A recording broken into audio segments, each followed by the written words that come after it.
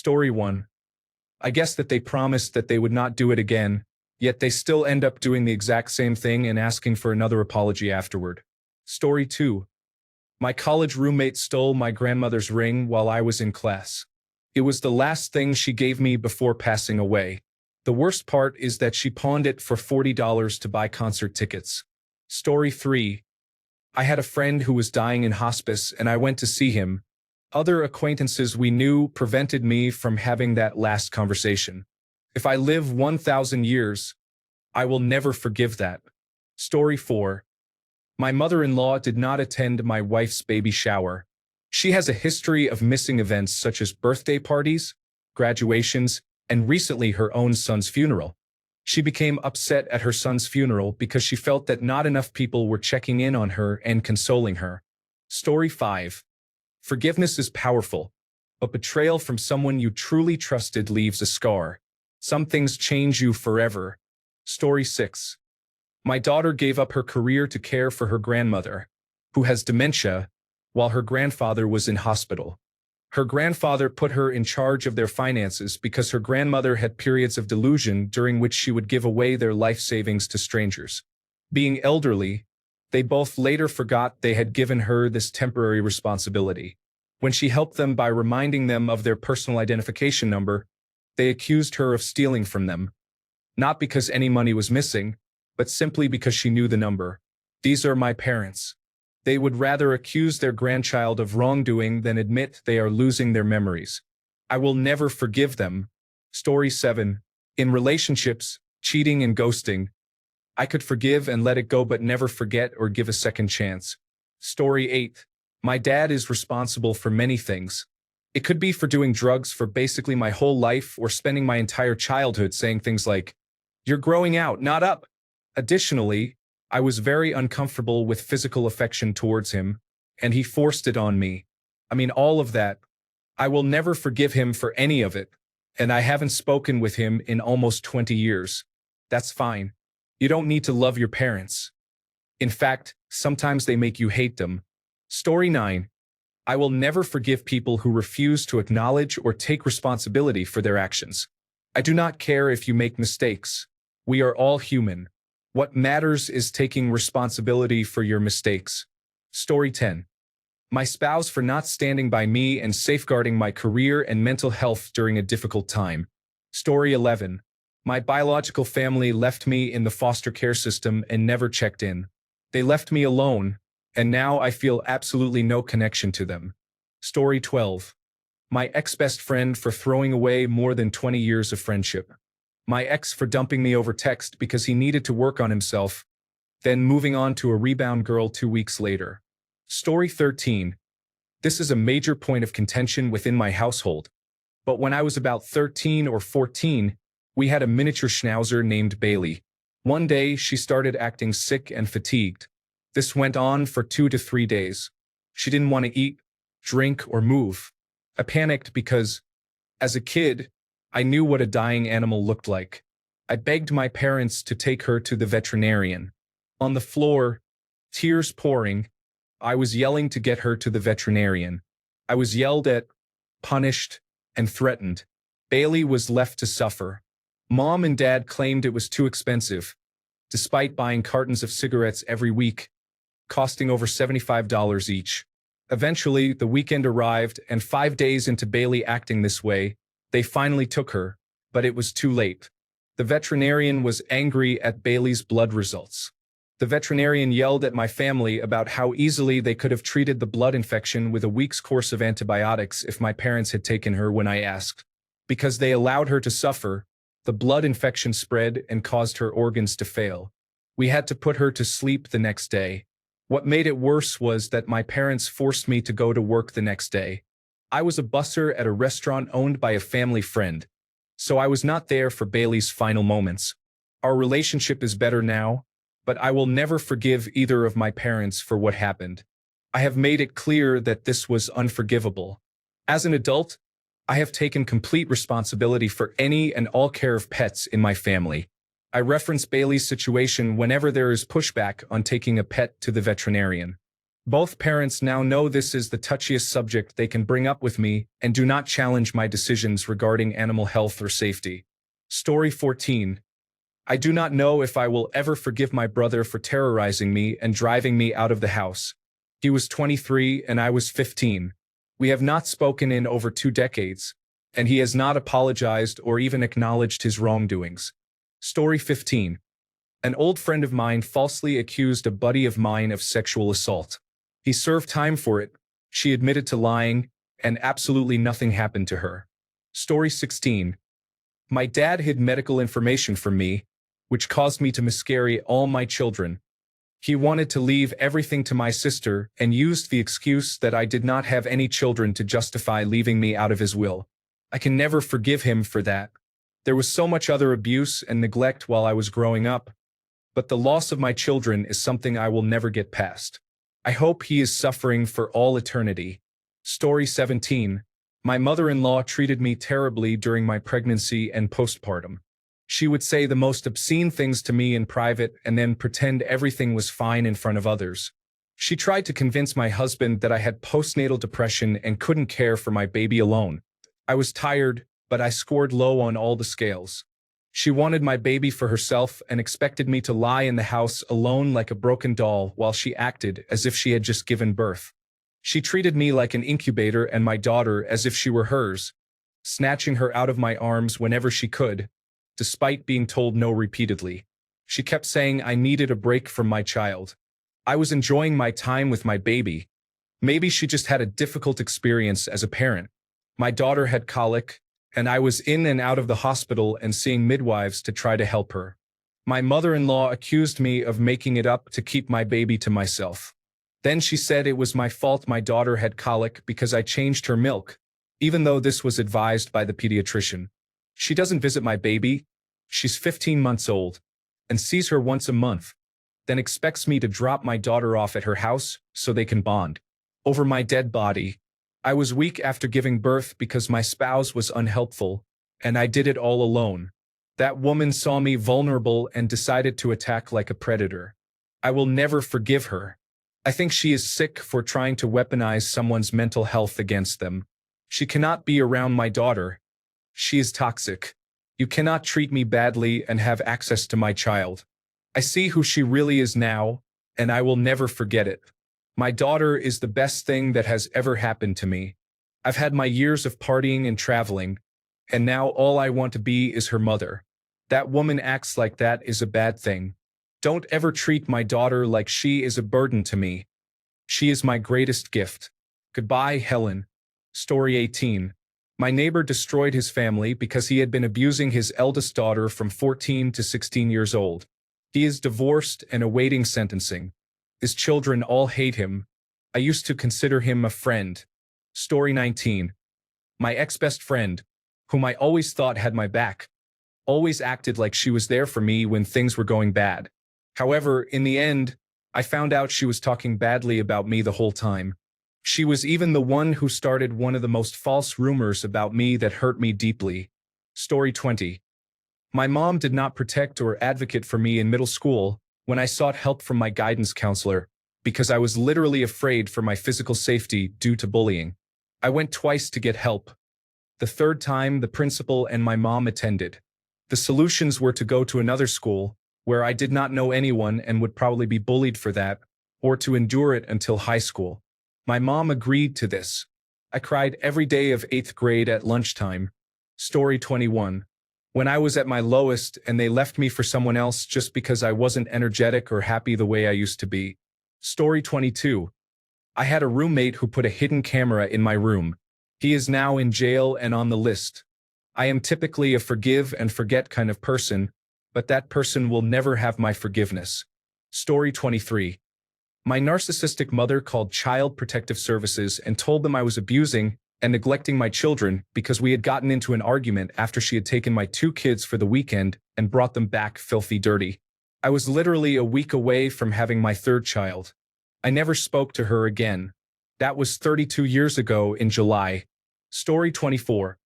A man I dated for a while often commented on my favorite piece of jewelry, a silver cuff bracelet decorated with Asian carvings.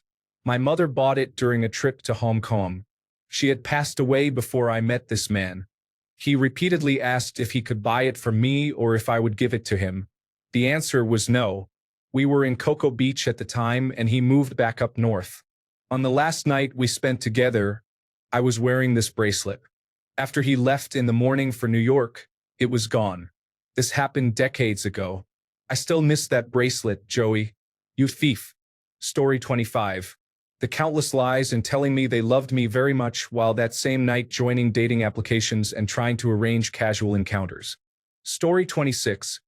There was a home video of my dad interacting with the whole neighborhood during the blizzard of 1994. He had a bunch of large inner tubes and got everyone riding down the hillside in the snow. My teenage brothers shoveled snow and built a ramp, and people were launched into the air. All of my neighbors came out. My dad made footage like a news anchor. He interviewed everyone. My cousin filmed my dad giving the news report with people sledding in the background. Then my 40-year-old dad turned into a kid for a day, running back up to the top of the hill, kicking the tube like a soccer ball the whole way, flying down, wiping out. He would take the camera back from my cousin, and you could hear him narrate his voice and his jokes. That video was a glimpse into my childhood. All of my friends, my mom waving from the window while holding my baby sister, brothers, cousins, neighbors, uncles, everyone, but especially my dad. He died less than a year later in a tragic accident. Early in my marriage, I suffered from drug addiction. My mother-in-law was trying to get my husband to divorce me, and she threw away many of my possessions. That tape of my dad was one of those things. I never got to show it to my son. One of my brothers had never even seen it. To this day, she still won't admit it. I'll never forgive her for what she took from my family. Story 27. My ex accused me of using my autism as an excuse, which was just low.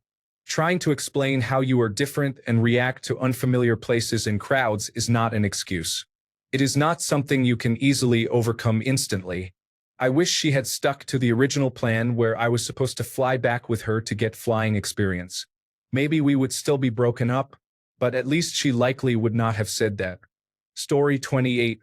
Myself for the relationships I have destroyed. I seem to have lost all self-control since my bipolar diagnosis. Story 29. My best friend has been ignoring me for nearly 2 years without any explanation. It is likely my fault, but a simple, "I do not want to talk to you because," would be appreciated. Story 30. My mother told me she was so happy I was born sick, but she wished I had died as an infant so she could have had another baby, and it could have been another boy instead of another girl that she did not want. Story 31. A former friend, an elderly neighbor, entrusted her to collect her pension every week and buy some groceries. The money came from the neighbor's bank account. She stole thousands from the neighbor before she was eventually caught. Story 32. As things currently stand, I am accepting and forgiving for myself so I can let go and move on with my life. I will not allow someone else to hold that kind of control over me. Story 33. My ex cheated on me. I forgave him. He did it again. I divorced him. I still let him farm my land and use my elderly father's belongings. He cheated us on rent. I just don't understand. Story 34. I was married and pregnant and experiencing a miscarriage. My now abusive, cheating ex was with one of his many girlfriends. I called him to take me to the hospital. She got on the phone yelling at me and saying I wasn't really having a miscarriage. He didn't come, so I drove to the hospital myself and filed for divorce. I had already been planning on filing, just trying to get everything in order. Now, I think thank goodness I had a miscarriage because I have absolutely no ties to that person. He came back a few days later crying and begging for my forgiveness. Never. Story 35. My mother's love is conditional. She is my first bully and abuser. When she dies, she will be my last bully and abuser. The amount of sabotage to my success that has happened and continues to happen with intention is unforgivable. My ex-husband, who tried to kill me during a serious medical emergency, is unforgivable. Story 36. My father gambled away my inheritance, which was set aside by my grandmother to pay for college. He was mentally and sometimes physically abusive until he left when I was 11. I could write a book about the things I will never forgive him for. People who say, stick by family no matter what, are wrong. You should give them chances and love, maybe. But sometimes being in their life no matter what only enables them and destroys you. Story 37. My sister almost broke up my parents' marriage. She nearly outed me, ruined my graduation, and refused to take her medication. I miss her, but we only speak when necessary. Story 38. My best friend developed a crush on the same guy as I did. She wanted us to be together and helped us get close, but later she caught feelings as well. It was a heartbreaking situation. Story 39. Never forgive any person in denial with zero remorse. They get blocked for life. Not a single word is wasted on them. Story 40. My brother harmed me when I was 8. He was 12 at the time. My parents never cared for me and even now prioritize him despite his manipulations always going unchecked. He was a child, but I will never forgive him. Not only because of the act, but also due to his lack of remorse and repeated manipulations against me that never stop. Story 41. My father said that my siblings and I were a waste of his life and that he wished we had never been born and that he had never married our recently deceased mother, just because we pointed out the wretched behavior of his borderline personality disorder fiancé. Story 42. Someone asked me to lie for him, which could really hurt my situation, and he has no clue about it. The bad part is, months ago we would tell each other all kinds of things, and now it's like it never existed. Someone who cared about me would not ask me to entrap myself. But when I asked for a favor, he told me no can do. It hurts to think I meant nothing. Story 43. I can never forgive my former self for believing that returning to teaching would be good for me. My life has been ruined ever since. Story 44. My mother ignored me and medically neglected me to the point where I was seriously ill in front of her, and she did not notice. Story 45. Oh, I have something that just happened. My sister is in contact with my ex-stepfather who financially, emotionally, and mentally abused my mother and me to the point where we had nothing. He actually came to our state a few days ago, and she went to see him. We told her we were upset because she never believed the abuse. Her response was, well, he never did anything to me, so it's okay. I will never forgive her. Story 46. A girl tried to slander my name and spread rumors for years just because we had a fight back in 4th grade. A supervisor who disliked me in high school for no reason. Everyone noticed how strange she was towards me. She is still plotting against me. Story 47. Simply acting as if all of it was a lie, the sudden shape shifting from a friend to a complete stranger in just a single night. Story 48. My best friend's sister kicked him very hard, and he lost one. He was never the same afterward. Story 49. People you have known for over 18 to 20 years turn their back on you when you tell them you have been placed on hospice care at 54 years old. Story 50. My former friend was a substitute teacher. She had my son's class right after I had been diagnosed with a serious illness and organ failure. The class was doing vocabulary, and the word was chronic. Her example was, son's name, mom has a chronic illness. She'll never get better. Do you know how upset a middle school boy has to be to cry in front of his friends? He is 27 and I still hate her. Story 51. Being drugged and sexually assaulted by my father-in-law at the time and experiencing gang stalking for 5 years as a result. Story 52. My cousin was convicted of a felony and was in prison for 15 years. Inmates at his prison were allowed only one visitor per week, and my grandparents decided to visit him. When they arrived, my cousin screamed at them and called them names because he was expecting a friend to visit that week. This hurt my grandparents deeply, and they passed away shortly after. I have never forgiven him for that, and it has been 5 years. Story 53. Back in the 1980s, I was a theology major in a religious college with the plan to go on to seminary and become a minister. This college was in a very conservative state where I grew up. The church was the center of my life, until, of course, another student outed me as a lesbian to the whole campus. I lost everything. I was fired from my job. I could no longer get into the upper-level classes I needed to complete my major. I was shunned by nearly everyone, including people I thought were close friends. Disturbing things happened that I won't repeat here. Worst of all, I was refused communion, which was a deeply hurtful experience in that denomination. I would go up to the altar for communion, and the pastors would just pass me by as if I were invisible. It was deeply traumatic. I ended up dropping out because I was so damaged by it. A couple of years later, I was at a gay bar when the woman who outed me showed up. She came up to me as if we were best friends and said, "Guess what? I'm a lesbian too." I told her to go away. Ultimately, being forced out of the church was for the best. But when I think back to those times, I still feel resentment toward this woman. Story 54. My mom smoked crack when pregnant with me and used various other substances. I was born premature and could have died. I have autism, attention deficit hyperactivity disorder, and hearing loss. I am smaller than most of my peers. She is also a diagnosed narcissist and has never apologized for using substances to this day. She is a selfish person, and I honestly want nothing to do with her. My dad, although more lenient and understanding of my struggles and also hating my mom, has berated me, made me feel worthless, and compared me to more successful kids. I honestly hate both of them and have mostly blocked them out of my life. They have tried to help me in school and other areas. Both work full-time and provide for their family. However, the mental toll of their anger has left me scarred, and I am still recovering from it. Story 55. The owner of Country Cottage Pet Resort in New Braunfels, Texas, somehow lost my dog in 2016. She spent the next 18 days taking down my missing posters because they showed where he went missing, and she did not want the bad publicity.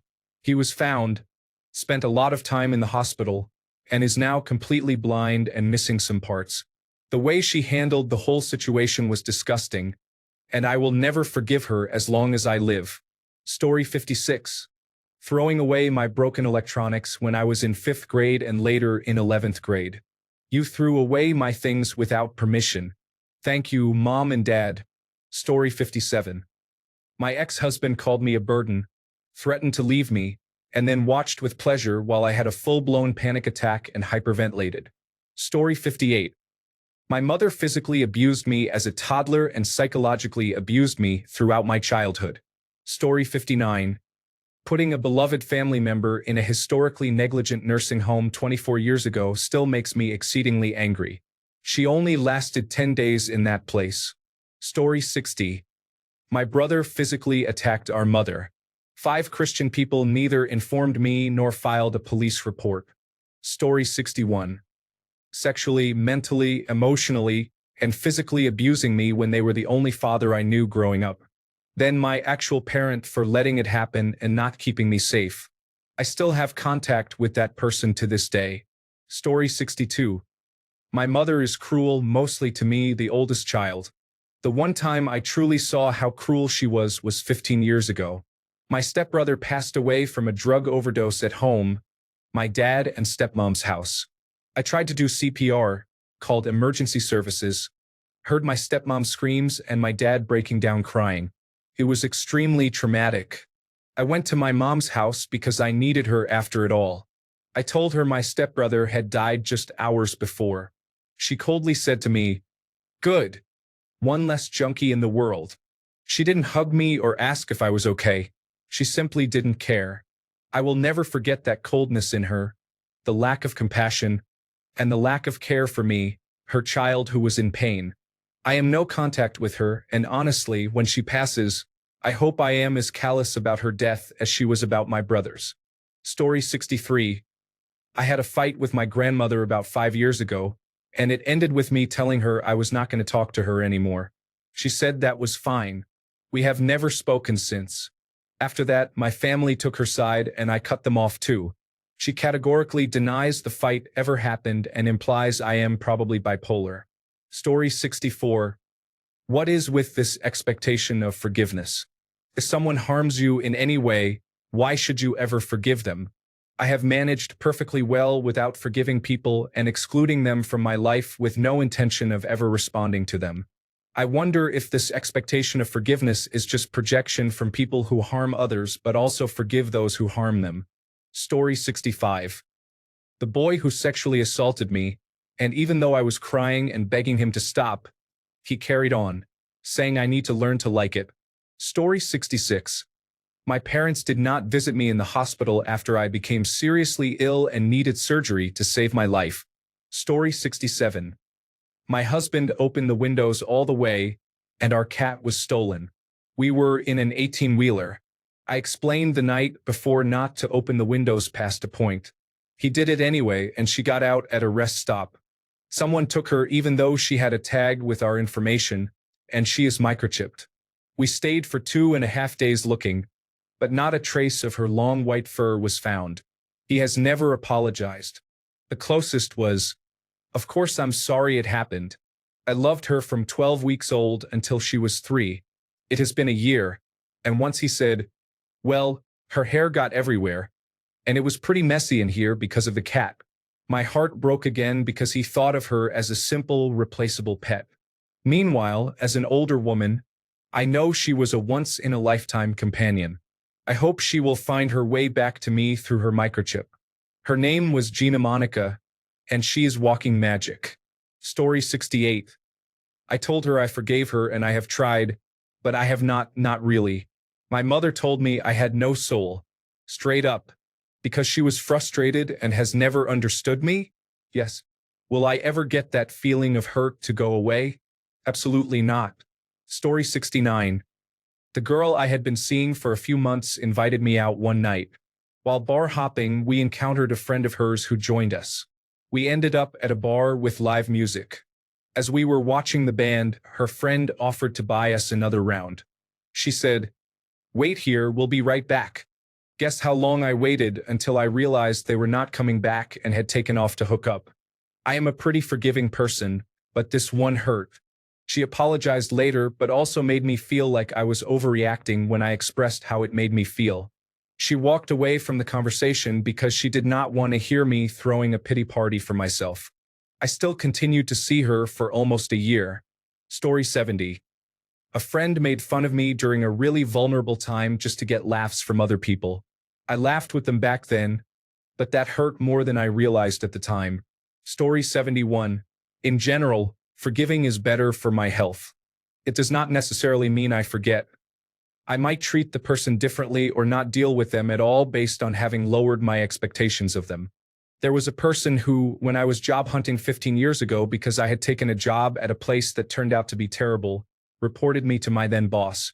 I did not even know this person and was not interviewing with her. I have not forgiven her. My industry is small and many people know each other, and I have rejected her candidacy at 2 jobs since then. Story 72. My mother, now deceased, constantly put me in danger, took from me, and spread falsehoods about me to everyone she could. All your children are happy you are gone. Congratulations. Story 73. A girl who joined our friendship group turned everyone against me, one by one with complete lies, culminating in telling my then partner I had cheated on him. I had organized surprise parties for her, was there for her when she needed someone to talk to, went to her dance recitals, and made sure no one said a bad word against her. After the breakup, I lost everything and had to start again in a small town hours away with nothing. I became an alcoholic and wasted 6 years in and out of rehabilitation. Now that I think about it, I don't know if I forgive what she did, but I know I pity her. She wanted to be the only girl so badly. She must have felt very insecure. The worst part is she was in her 30s. Rereading this sounds like teenage drama. I feel sorry for her. Story 74. When I was 15, I was sexually assaulted. My mom, because she was upset, thought some family members needed to know. My aunt needed to know. So she called her and told her that my aunt said, "Tell your daughter she is not getting a Christmas present because she was rude on the phone last time." The rude was us saying hello, then the other person repeating it. I thought we were just joking around until she screamed, "I'm disappointed. I thought you weren't a child." Then she hung up. Story 75. My late father ruined my car-flipping business and drag racing career with his unrelenting demands and guilt trips for help around the house and in the garden, despite me being a grown adult who no longer lived at home. He also trash-talked nearly every female friend I had, as he did not consider any of them good enough for me. Story 76. My mother, whom I had little contact with until just a year before, had died in another country. I was in Canada and she was in Denmark. The Danish consulate contacted me and informed me of the steps I needed to take to retrieve her remains and belongings, which were extensive and costly. Many items were family heirlooms that I was told would be mine, including a first edition of a well-known work of literature. I had to pay to settle her debts, cover transportation costs, buy a plot, and purchase a headstone. All of this cost about $13,000 at the time. I was 24, so I took personal loans and borrowed from everyone to get it done. Unbeknownst to me, someone I trusted contacted my older sister, with whom I was not in contact, and gave her the details. In turn, my sister contacted the Danish consulate and changed my address to hers. Everything was shipped to her instead of me. She kept everything, including materials promised to me by my grandfather. In a small town in northern British Columbia, there is an empty grave bearing my mother's name and the epitaph, "Free at last." I will never forgive my sister for that, nor for the preceding years of emotional and physical abuse. Story 77. They touched my private parts several times when I was a child, and to this day I have not told anyone. I do not forgive. Story 78.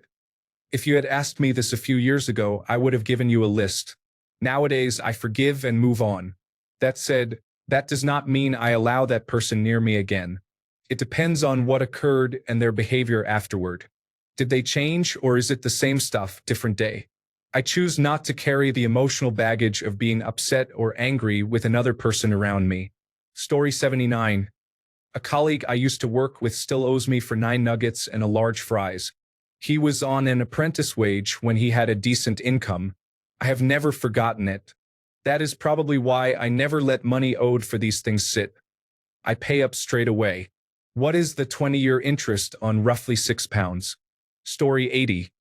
My best friend slept with my ex one day after I broke up with him. I was in a really dark place and had just moved to a new city alone. I made the big decision to leave my ex after years of nothing. Then I lost my best friend straight away and was fully alone. Put me in the worst place of my life yet, and she still wanted to be a friend. I lost a lot of trust in everyone around me. However, I grew a lot of confidence and self-worth, which I didn't really have before that, so for that I do thank them. Story 81. Hate to say it, but my mother, my dad, and she turned into bitter, violent alcoholics. Dad went out of state for a job for a while, and she ran off with someone who supplied her with pills and alcohol. Dad returned for a break, found out what had happened, and we located them through airplane surveillance. They were living about 30 minutes away in another town, and we tracked them there. They found out we were in the area, lay in wait, ambushed, and shot him. He died while I was trying to get him to a hospital. Story 82.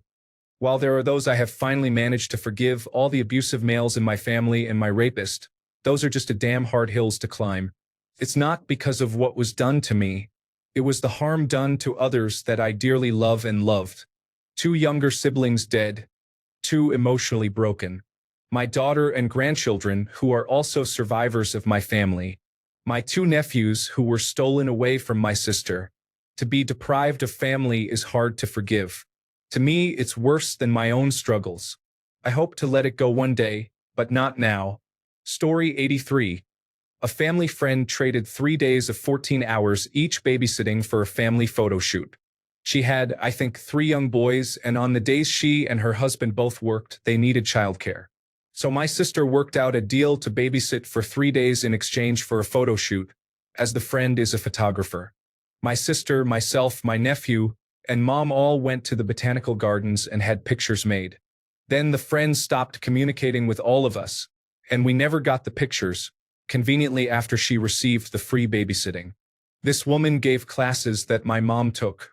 My stepdad would go out with her husband for beer, and we would have family days where several families got together. It is worse now that my mom has passed. Everyone else has found peace in their hearts, but I am still extremely bitter about how my sister was taken advantage of and how we never received the pictures. Story 84. Telling me they never lie and then manipulating me severely. It was intense enough that I developed a personality disorder trying to understand them. Story 85. My ex's persistent emotional manipulation of our children. One child has already gone no contact, and the other is ready to do so. Story 86. For my best friend not coming to my wedding because she had other priorities, such as another friend's wedding a week later and wanting to save money to go overseas, as if that had anything to do with my wedding. Story 87. My dad died, and I got his video games and memory card for the PlayStation 1. This was back in 2002.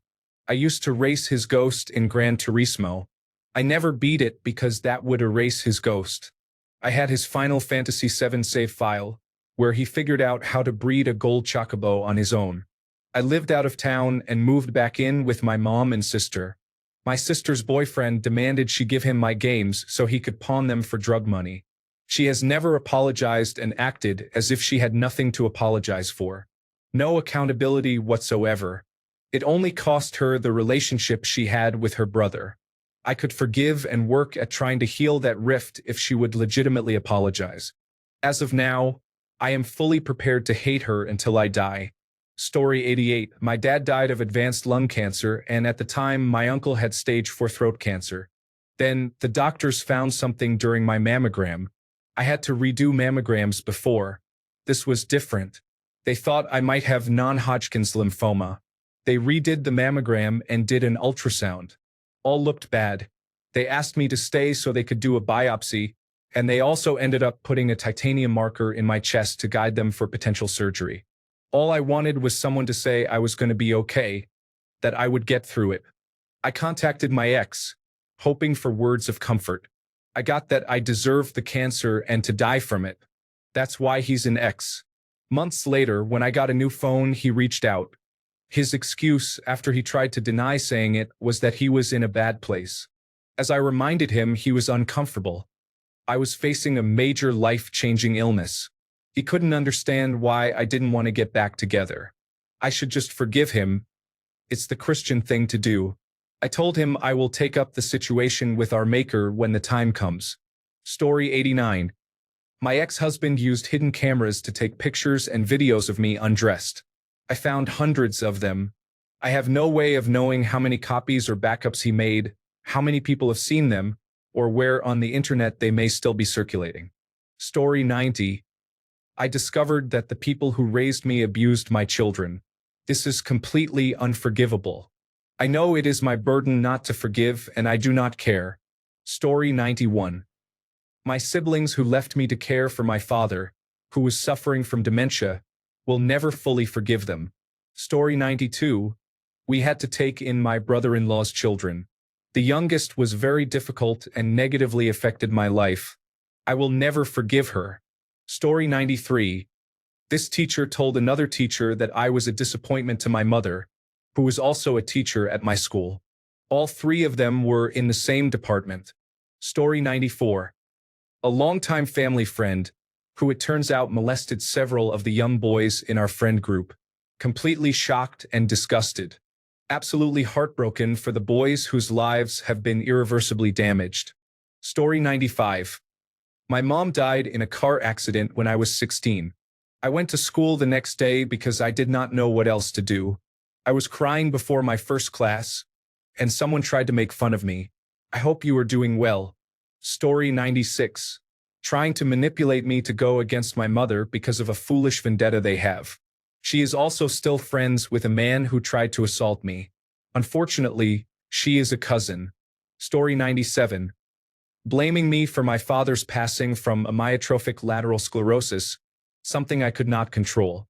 It was my own mother blaming me. Story 98. My aunt behaved appallingly and was physically abusive after my mother died. She then lied to the rest of my family about what happened, making herself appear as the victim. I am estranged from most of my mother's side of the family because of those lies. Also, my sister joined in the attack on me and defended my aunt. I attempted to reach out at my father's funeral, but there was no acknowledgement of the hurt they have caused. So I am still not in contact with her. Story 99. My first wife begged me to pay for surgery to untie her tubes so we could have a baby, but stayed on birth control long after the doctor said it was safe to stop taking it and get pregnant. Then she blamed me for the no baby situation. Later, I caught her with a former coworker of mine. That's when I found cash receipts for her prescription refills long after the surgery. When questioned, she packed up and left.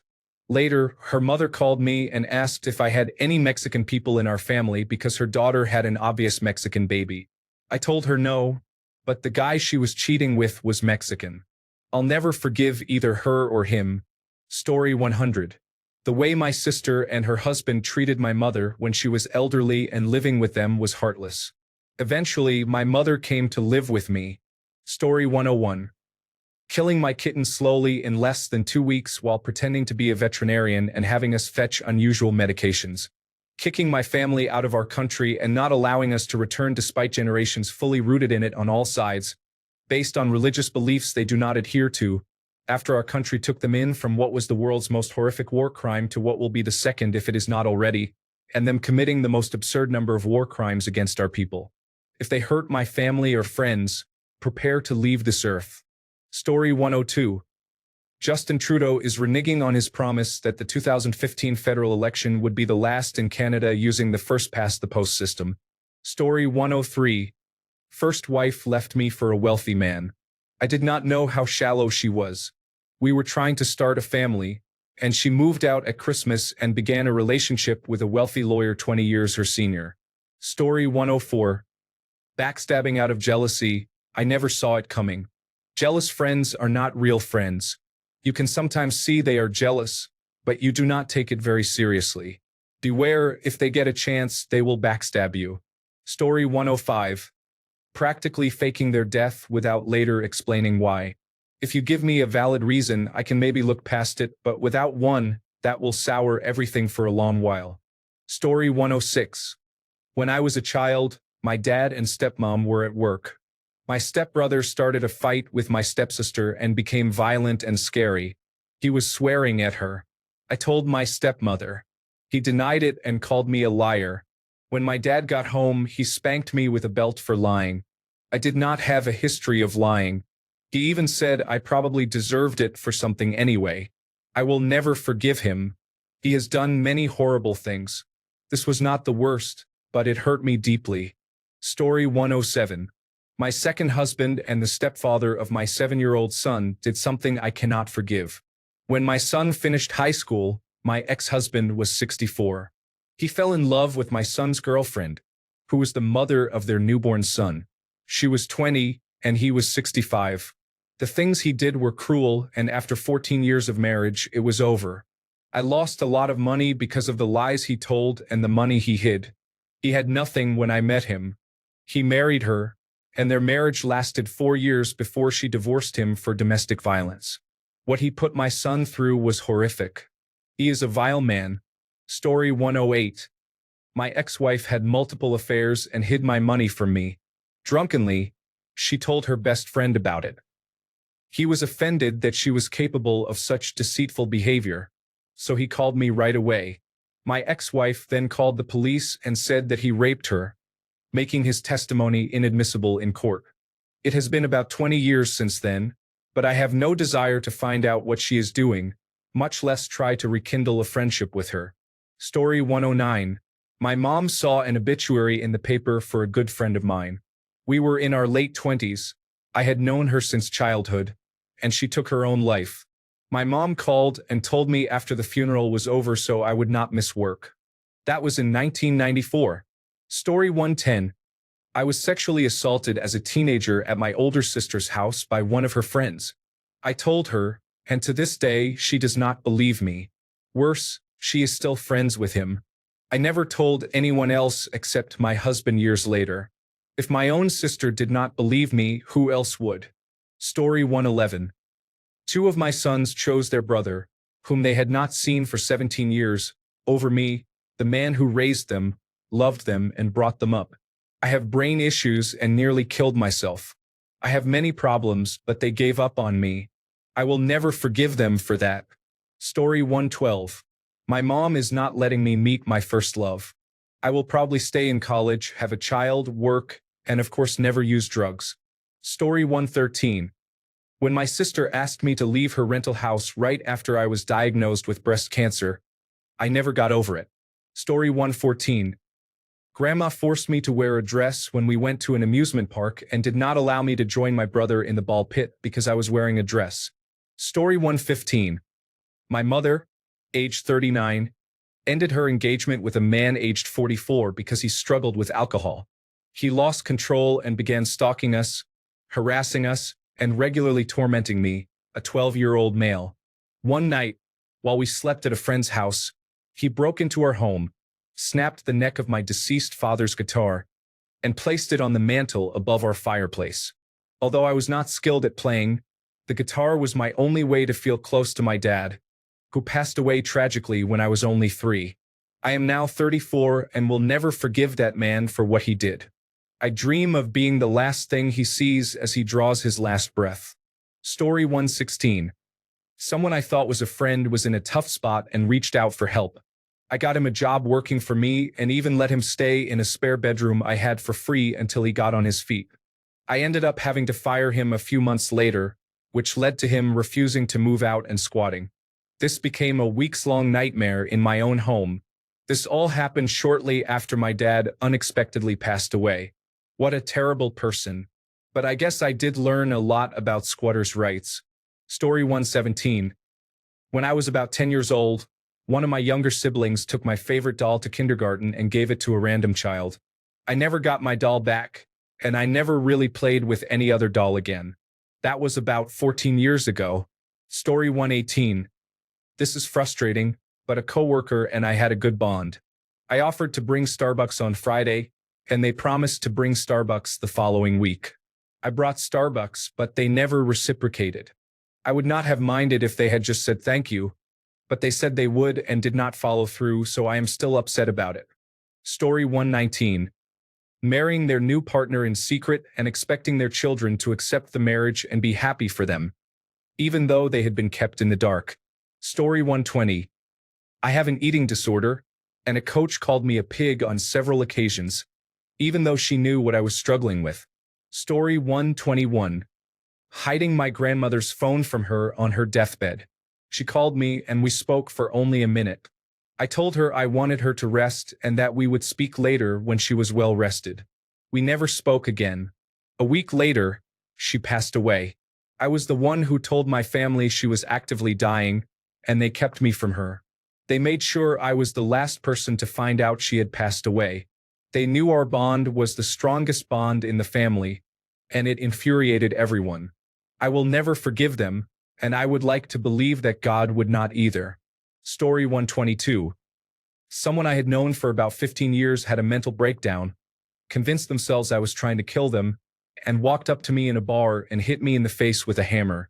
I never forgave that person. Story 123. Abuse and neglect towards animals and children. Complains constantly for help and handouts and does absolutely nothing in return when someone else asks for something similar. Story 124. For forgetting me after I became wheelchair-bound. I was good enough for all the time and attention in the world, but when my spine goes, so do you. Unforgivable. My mind still works, you. Story 125. Knowingly driving your vehicle while leaking antifreeze near the property where my dog is being watched by equally incompetent individuals is unacceptable. I know I would not have my dog now, but I would rather have lost her to old age than make that horrible decision or leave her in a hospital hoping she would recover. Story 126. Weaponizing things I told them in confidence against me through vague posting on the internet was her passive-aggressive method of sending people messages. The woman is in her 40s. Story 127. I offered to go to my mother's house and bring my infant daughter for her first Christmas. She has her first biological grandchild, but she spends much more time with my stepfather's children and grandchildren because they live closer. My mother chose to spend Christmas with my stepsister and her children instead. She can overlook me, but I will not forgive her for overlooking my children. I have never said anything, but we will not be spending any more Christmas days with her. Thanks a bunch for sticking around till the end of the video. Remember to subscribe, and until next time, stay awesome and goodbye.